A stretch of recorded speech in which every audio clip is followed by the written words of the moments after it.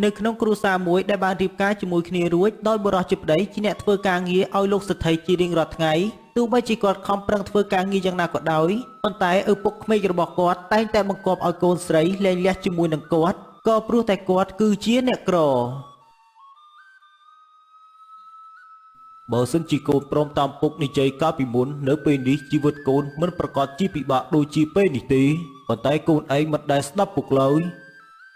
ស្នេហាមិនអាចបង្ខំបានទេណាលោកពងកូនហើយនឹងគាត់បានតាក់ទងមើលចិត្តគ្នាតាំងពីនៅតូចដូច្នេះសុភមង្គលណាស់នៅពេលដែលកូនបានរៀបការជាមួយគាត់សុភមង្គលគ្រួសារកូនឯងទៅស៊ីបានទៅមែនទេហើយអ្វីបានជាកូនឯងមានអ្នកមានជាច្រើនគេនៅក្នុងភូមិគេចង់ដណ្ដឹងហើយអ្វីបានជាកូនមិនអនុញ្ញាតឲ្យគេចូលមកដណ្ដឹងហើយអ្វីបានជាមកយកប្តីក្រីក្របែបនេះទោះបីប្តីខ្ញុំក្រមែនប៉ុន្តែគាត់មិនក្រចិត្តទេណាលោកពងគាត់គ្រាន់តែក្រទ្រព្យសម្បត្តិតែប៉ុណ្ណោះប៉ុន្តែបេះដូងនិងចិត្តរបស់គាត់មិនមែនជាអ្នកក្រទេកូនឯងនេះនៅតែគិតបែបហ្នឹងតើថ្ងៃណាទៅនឹងខ្លាចទៅជាអ្នកមានដូចជាគេទៅកូនហើយអ្វីបានជាកូនឯងជាមនុស្សបែបនេះទៅវិញខ្ញុំគិតថាលោកពុកកុំចំណាយពេលវេលានិយាយក៏ព្រោះតែរឿងនេះអីពេលនេះខ្ញុំនឹងគាត់បានរៀបការជាប្តីប្រពន្ធខ្ញុំមិនអាចក្បត់ចិត្តគាត់បានទេហើយខ្ញុំរត់តែមិនអាចលែងលះជាមួយគាត់បានថែមទៀតមានកូនស្រីតែម្នាក់ប៉ុន្តែកូនស្រីបែរជារឹងរូសបែរជាមិនស្សំបំណងរបស់ឪពុកបែរជាប្រឆាំងនឹងបំណងឪពុកទៅវិញពិតជាពិបាកមែនបន្ទាប់ពីនិយាយជាមួយនឹងកូនស្រីរួចគាត់ក៏បានធ្វើដំណើរចាកចេញទៅវិញ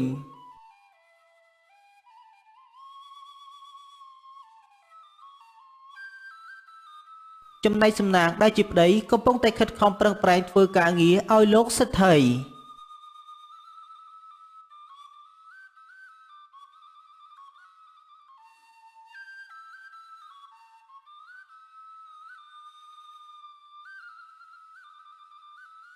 សំណាងអ៊ុយសំណាងនេះឯងនឹងមិនតាន់ទៅផ្ទះវិញទៀតតើមែនទេហើយអ្វីបានជាឯងមិនទៅសម្រាប់អញ្ចឹង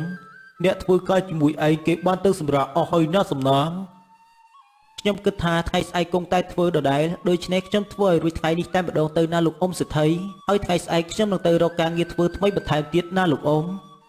ឯងនេះពិតជាខិតខំប្រឹងប្រែងធ្វើការមែនប៉ុន្តែទោះបីជាឯងខិតខំប្រឹងប្រែងធ្វើការយ៉ាងណាក៏ដោយក៏ឪពុកក្មេករបស់ឯងដូចជាមិនពេញចិត្តឯងដដែលទេណាសំណាង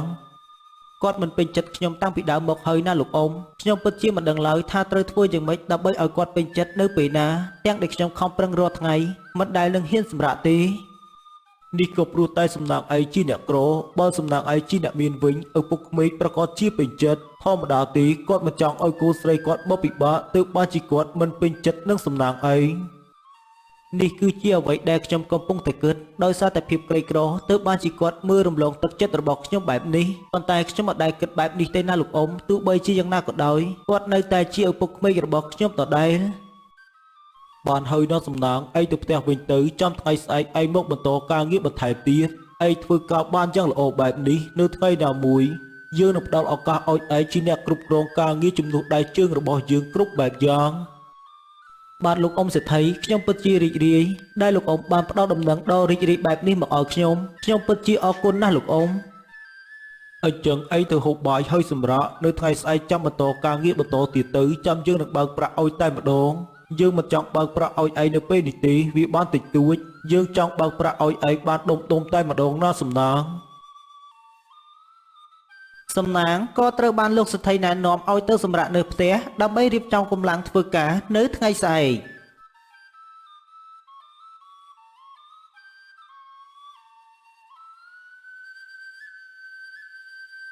បន្តិចក្រោយមកសំណាងក៏បានមកដល់ផ្ទះគាត់វិញតែហត់ទេបងមើលទៅបងមិននិយាយក៏ខ្ញុំបានដឹងបងប្រកាសជាហត់ហើយអញ្ចឹងបងទៅសម្រាប់សិនទៅចាំខ្ញុំនឹងរៀបចំបាយទឹកឲ្យពិសា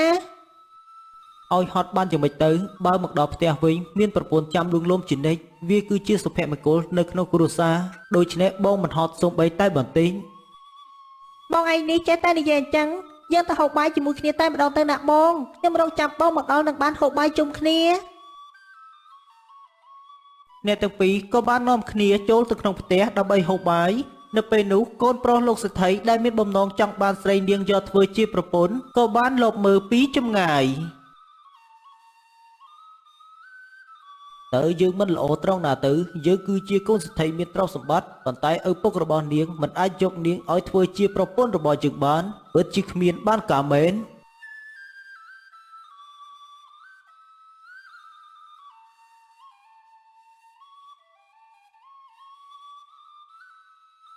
បន្តិចក្រោយមកកូនប្រុសលោកសេដ្ឋីក៏បានធ្វើដំណើរមកដល់ផ្ទះឪពុករបស់ស្រីនាង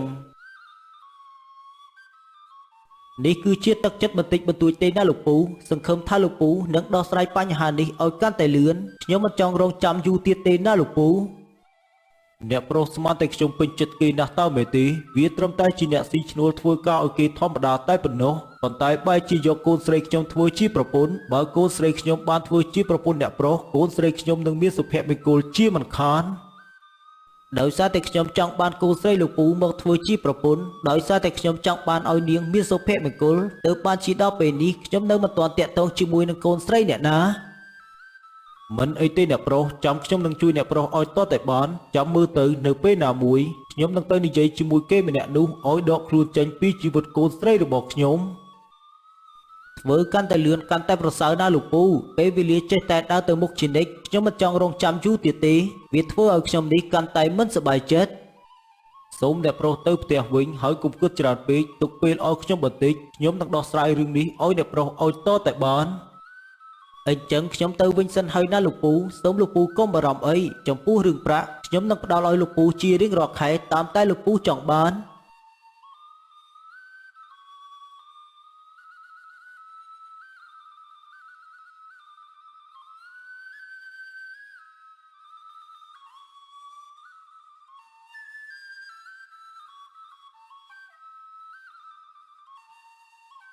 បន្ទាប់មកគាត់ក៏បានធ្វើដំណើរចាក់ចេញទៅផ្ទះវិញ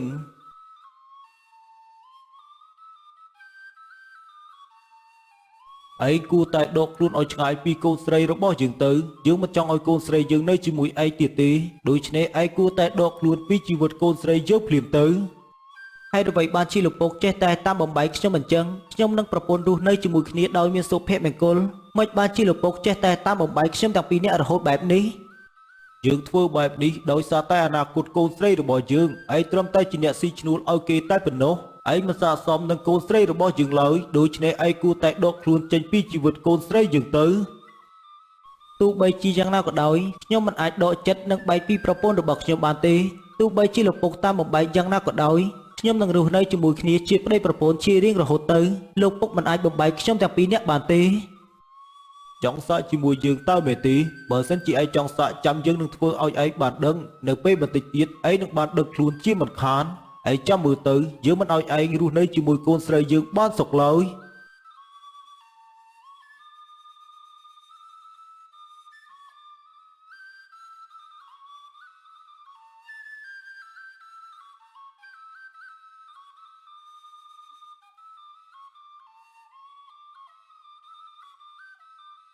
ចំណែកកូនប្រុសលោកសេដ្ឋីដែលបានផ្ដល់ប្រាក់ឲ្យឪពុករបស់ស្រីនាងដែលខ្លួនកំពុងតែនិយាយជាមួយស្រីម្នាក់នៅតាមផ្លូវ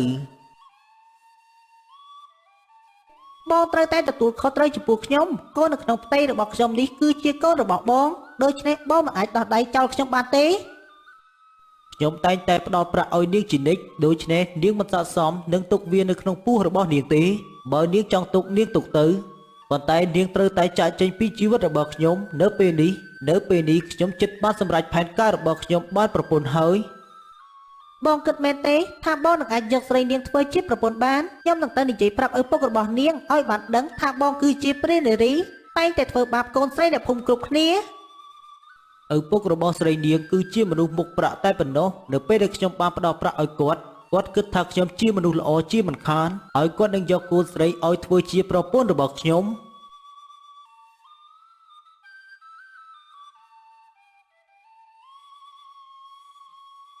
ឯងនេះពិតជាថោកទាបមែនយើងមិននឹកស្មានថាឯងបានធ្វើទង្វើថោកទាបបែបនេះដាក់កូនអ្នកភូមិទេហើយឯងថែមទាំងមានគំនិតអាក្រក់ចំពោះកូនស្រីយើងថែមទៀតមកដល់ស្ដាប់ឮអស់ហើយតើមែនទេបើសិនជាបានស្ដាប់ឮអស់ហើយខ្ញុំនិយាយប្រាប់តាមត្រង់តែម្ដងទៅមិនដឹងថាអ្នកណាមានគំនិតអាក្រក់ជាងអ្នកណាទេដែលហ៊ានមកខំកូនស្រីឲ្យលែងលះប្តីដើម្បីតែប្រាក់ដំបូងឡើយយើងគិតថាឯងគឺជាមនុស្សល្អប៉ុន្តែពេលនេះយើងបានឮពេញត្រចៀក ឯងពិតជាធ្វើឲ្យយើងមានការខកចិត្តចំពោះឯងយ៉ាងខ្លាំងឯងមិនស័ក្តិសមធ្វើជាកូនប្រសាររបស់យើងទេយើងពិតជាមានការសោកស្ដាយចំពោះឯងបន្ទាប់មកគាត់ក៏បានធ្វើដំណើរចាក់ចេញទៅផ្ទះវិញ